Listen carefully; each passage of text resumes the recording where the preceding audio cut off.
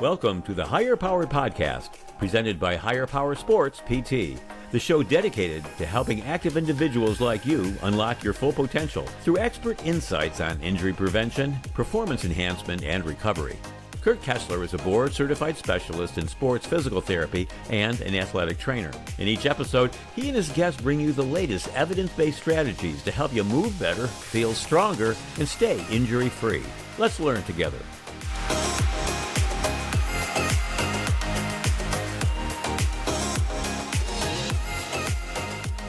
Hey there, everybody. Welcome back to another episode of the Higher Powered Podcast.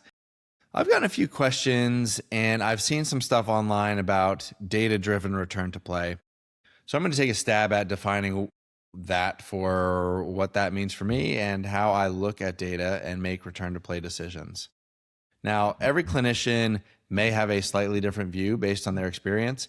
There is some stuff, I'll say, that if other high-level professionals heard it, might agree or might have a different opinion. I don't know. At the time of this recording, this is my best process for determining return to play. It'll likely change in the coming years as I grow as a professional, but this is my best process right now. The easiest way for me to walk through this is imagining someone has an injury to one limb, meaning upper body.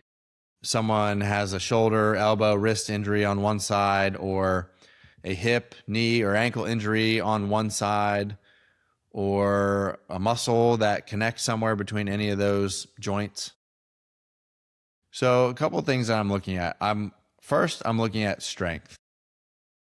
For strength, I look at a couple different things. One is a 6-rep max. If it's a local muscle that I'm testing, like a specific muscle that I'm testing, or I'll do it for like functional movements like squat, lunge, a hinge or a deadlift, step up, and then for upper body, a push, a pull, a press, and a carry. So I'm looking at 6-rep max. What can they get equal reps on each side, or is there like one glaring difference? Usually when people start, there's one glaring difference, and then over the course of time working together and with specific programming, we even out those strength discrepancies. But then it's not just strength. Like there's something that we call peak force, which again is focusing on a local muscle or a very specific muscle group. It's how much force you can produce. Like what's the max amount of force that limb can produce. So if you're thinking about your quads, the muscle in the front of your thighs, there are ways that we can measure how much force you can generate with that muscle and compare it side to side. And so not only like can you do X amount of reps, but can you actually generate the same amount of force on your left side versus your right side? And then one of the last things that fall in this bucket is what we call limb symmetry index. So I've kind of mentioned it a little bit in terms of like what we're looking for. Like we want equal strength, both sides. We want equal peak force output on each side. But here's why. And I'm going to give you a scenario that I dealt with in this past year. There was an athlete that I was working with coming back from ACL surgery. I was not the PT for this case. I was the athletic trainer on this case. And the athlete did everything right throughout the process. They were working hard. They were consistent. The athlete is feeling good. But in the later stages of rehab, the athlete was sitting at about 80% limb symmetry, meaning the injured leg is only at 80% strength of the non-injured leg. And the athlete was kind of getting stuck there. The injured leg is gaining strength, but so was the non-injured leg. So now the gap between the two isn't closing quite as fast. And the parents were given a time frame of 36 weeks to recover from this injury.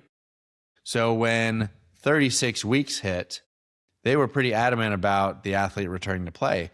The surgeon said at 36 weeks, the graft would be healed. Mind you, if you sat on your couch for 36 weeks straight, that graft would be healed. That's tissue healing timeline. That's not cleared for safe return to sport. So in my opinion, that surgeon really did a major disservice to the athlete and the parents for suggesting such a hollow and unsupported timeline for a return to sport. Regardless, the parent said something that on the surface actually makes a lot of sense. They said, isn't so-and-so getting punished because their good leg is improving? The injured leg is getting stronger, yet they won't clear us because the other leg is getting stronger as well. We're being punished because the athlete is strong. And that's a really fair question. But here's the problem with that. We're looking at this the wrong way if we think this is about fairness. This is really about risk more than anything, because sport doesn't care what their leg used to be able to do. It only cares what their body can handle right now. And right now, if one leg is operating at 80% of the other, that's not a small gap. That's a significant difference in force production, in deceleration or the ability to slow down, in the ability to control movement. And that shows up where it matters most: cutting, landing, reacting to something on the field, especially when an athlete gets fatigued. Now, here's what the research tells us. And ACL might be the most researched orthopedic injury, so there's a lot of information behind these studies. Athletes who return to sport without hitting at least 90% limb symmetry is for strength, hop testing, that kind of thing, have significantly higher re-injury rates. We're talking up to 4 times higher risk of tearing that ACL again. Not only that, but there's also higher risk of tearing the other ACL. So when myself or other PTs hold an athlete from returning at 80%, it's not because I'm being strict or unreasonable. It's because I'm not willing to knowingly send them back into a higher risk category. And here's the part that gets misunderstood. The stronger that non-surgical leg gets, the more this matters, not less, because now you've got a body that can produce more force overall, but one limb can't keep up with it. So what happens? The body compensates. More load shifts onto the non-operative leg. The surgical side avoids full loading. You see changes in landing mechanics, cutting mechanics, and over time, that's exactly how re-injury happens. So no, the goalposts aren't moving as we go along here. The environment is improving.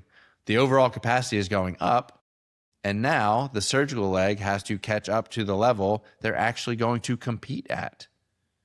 And I'll say this too, limb symmetry index isn't the only thing we look at. We care about absolute strength. We care about movement quality. We care about how they actually perform under speed and fatigue. But symmetry is one of the clearest, most research markers we have tied to injury risk. So when we say 90%, really ideally 95%, it's not just this arbitrary number. It's not because we're looking to punish someone. It's all about the preparation, because the goal isn't just to get back on the field, it's to actually stay there. So that was strength. Other stuff we look at is power. So under power, I would say rate of force development. So we talked about what is like the absolute peak force that you can produce with a muscle. Now we want to look at how fast you can produce that force and see if it's equal to the other side, because if one side is lagging behind the other, it can't produce force as quickly, then you're going to end up either changing mechanics or over time, your body's not going to be able to handle the demands of faster movements or faster reactions quite as well on that side, and could potentially expose an athlete or active individual to further injury. It kind of looks at it's more of like a neurological response to injury.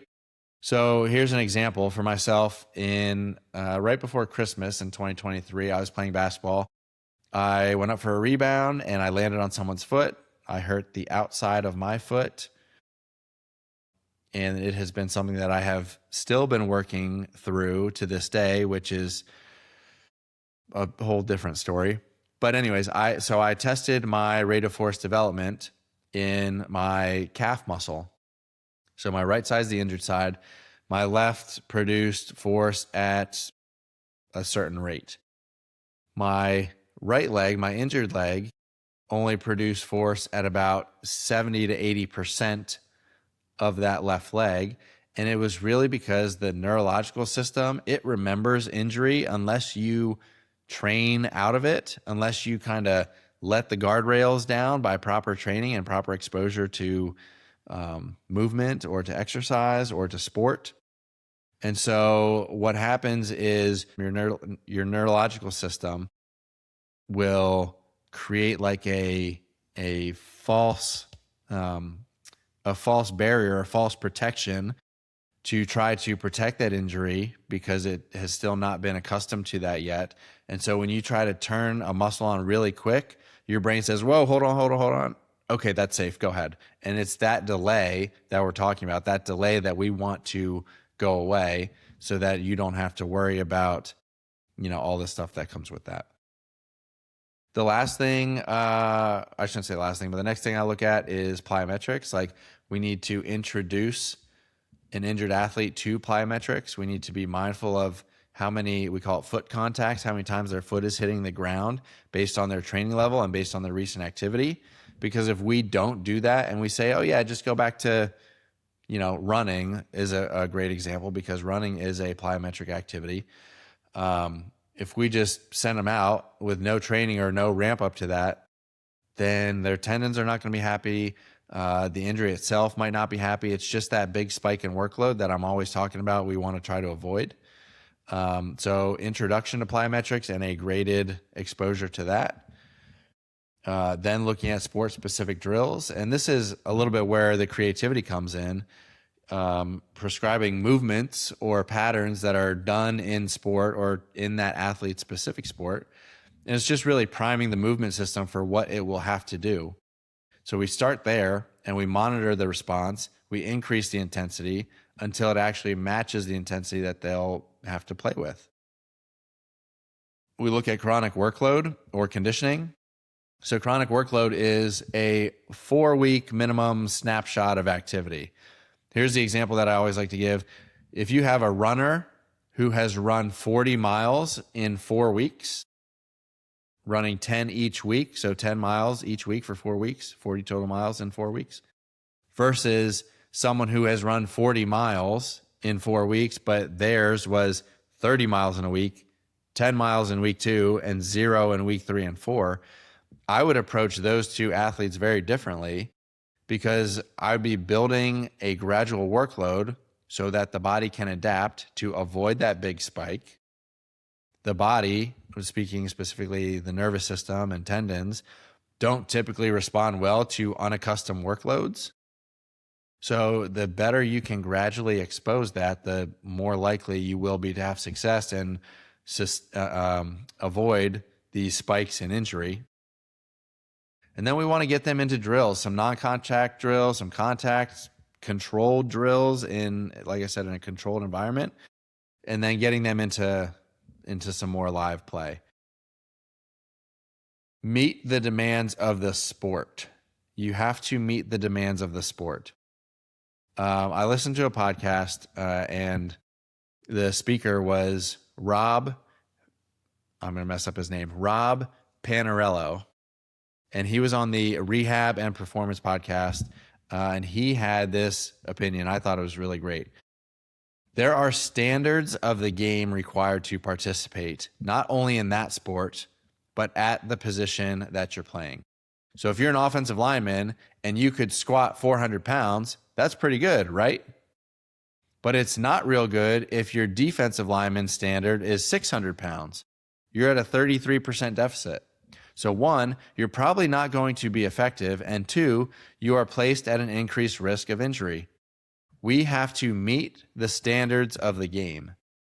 If you have someone that's had Tommy John surgery and everything's perfect, no pain, no swelling, full range of motion, full strength, great mechanics, and they can only, in a Major League Baseball setting, throw a 70-mile-an-hour fastball, they're not playing, right? They haven't met the standard of the game of 90 or better. And if they do play, they're not going to be very effective. So to me, when we talk about LSIs or limb symmetry index or other types of criteria, they're very important and you have to test, right? Because if you don't test, you're guessing. And if you're guessing, you won't know if you're seeing progress or not.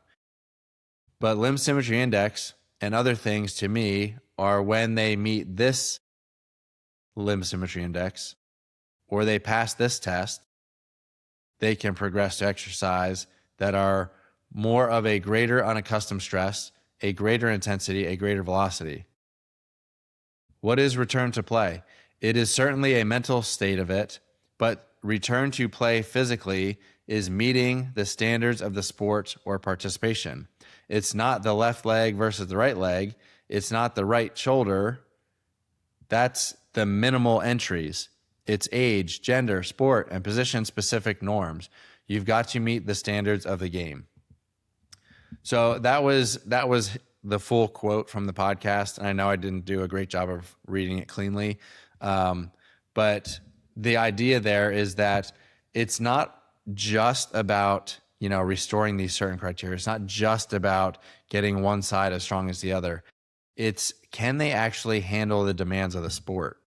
And what I would say is, if we can make sure that the injured side can handle the sport as well as the uninjured side, then you are at much lower risk for re-injury. So that, plus then you have to be able to meet the standards of the game. You have to be able to perform how well you need to perform to get on the field and actually play.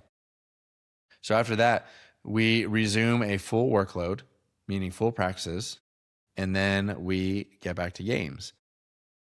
So just to summarize here, this is what I look at. I want 95% or greater strength on the injured side versus the uninjured side. That's both for 6 rep max in the exercises and for peak force. How much total force can they produce? And I want it to be 95% of their uninjured side. I want 95+% of rate of force development. I want 95+% on hop test or FMS style testing, functional movement tests. I want good form and good response with plyometrics. I want to gradually build a chronic workload, and I want to meet the demands of the sport. That's like the simple outline of what I want to get someone back on the field, especially post-op. The hard part is the actual troubleshooting and the work that it takes to achieve those milestones. Return to play is not the simple, oh, you're out of pain? Go ahead and get back in there. I joke about that, but honestly, that is what probably 75% of PTs are doing. And I'm not trying to knock my own profession, but anyone who does that either doesn't care or they don't know any better. If they don't care, then shame on them. If they just don't know better, then they're doing their best. But that's also why I'm passionate about getting people, especially athletes, to providers who do know better. There are really good established guidelines for safe return to play. It helps minimize the risk upon returning. The reason we uphold them is because we want a successful return for the athlete, not because we are power hungry or trying to cheat you or your child out of their sport. We don't want you to put in 8 months to a year of rehab only to do it all over again a few months later. That's going to do it for today's episode of the Higher Powered Podcast. A little deeper dive into return to sport and using data to help us make decisions. Thanks to all for listening. If you're looking for ways to connect, you can always find my information in the show notes or find me on Instagram at Higher Power Sports PT. Thanks, and we'll see you next time.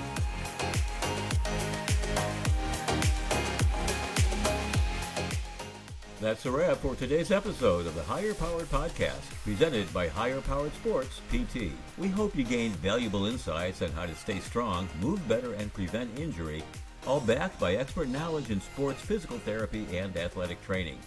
If you enjoyed today's episode, don't forget to subscribe, rate, and review. Your support helps us bring more evidence-based tips and strategies to active individuals just like you. For more resources or to connect with us, head over to hpsportspt.com. That's hpsportspt.com. Remember, you've got the power to perform at your best.